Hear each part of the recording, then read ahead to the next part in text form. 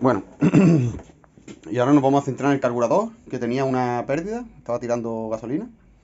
Como veis tiene un Weber y le vamos a intentar colocar un Delorto. Digo intentar porque el Delorto que me ha traído pues de Peugeot o de Minarelli, digamos, ¿no? Minarelli. Entonces habrá que cambiarle el chumbo, no sé si el del Weber le valdrá, y limpiarlo y ver, bueno, cómo está la junta y tal. De este carburador no había problema porque tendremos ahí kit de junta para repararlo, ¿vale? Bueno, vamos a empezar. Bueno, con un destornillador plano le quitamos estos tornillitos de la cuba. Una vez quitada la cuba nos encontramos que la junta está totalmente deformada, ¿vale? El que la montó mal, ¿vale? Y la pisó, ¿vale? Entonces, como veis, tiene un deformamiento grande, ¿vale?